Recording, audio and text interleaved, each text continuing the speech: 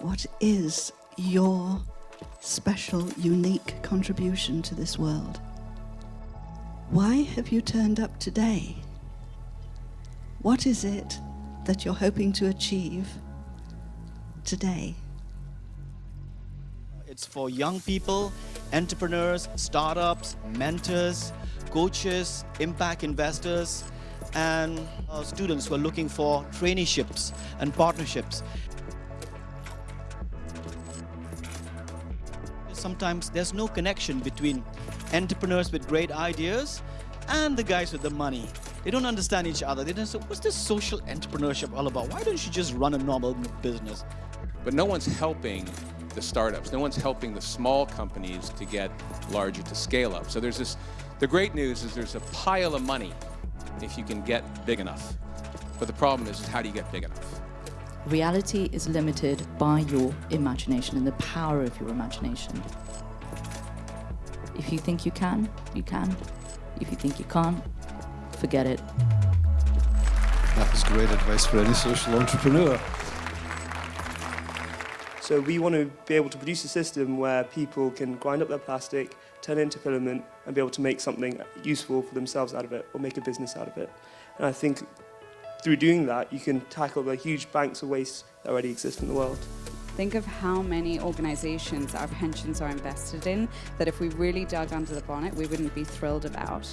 If that dial just moved even a few degrees, that is a huge impact. There is a huge market opportunity ahead of us. The nature-based solution that now made it at the top of Climate 26 conversation have the potential to be estimated $1.2 trillion in net present value terms. So are we trading off impact for returns? I think that's a really, really important point to drive home. There you have different types of stakeholders, the financial stakeholders that are either sad about losing money or at the moment are seeing a lot of dollars in their eyes. So are like, wow, great, let's make some money on sustainability.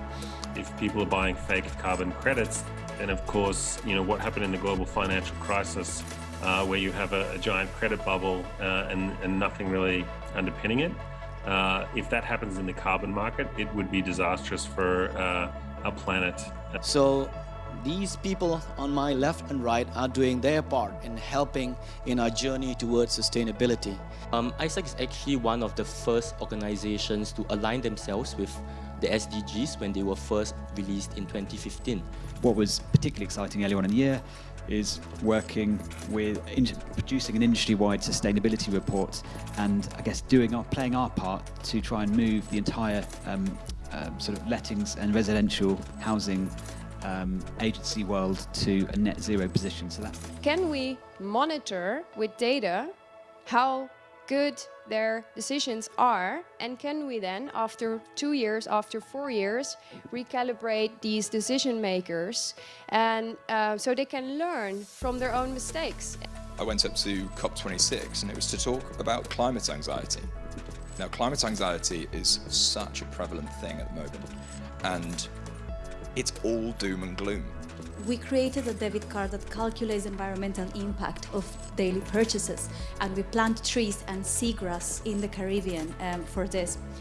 We take that environmental impact, that carbon impact, and we place it in a carbon trading platform so people can monetize their carbon trading. I have an own education platform for kids where we teach students from the age of 6 about robotics and electronics and programming, with the intentions to fulfill, let's say, one of the SDGs goal, which talks about educations. And I think we see this increase in biomaterial, using mushrooms, using other sort of producible carbon generating like seaweed objects because essentially plastic is just very old seaweed. It was a great success for us. We are so happy to have you here. As Bremley said, we really feel that we've created a community with common goals that is absolutely important to share among us and among the world. Thank you very much.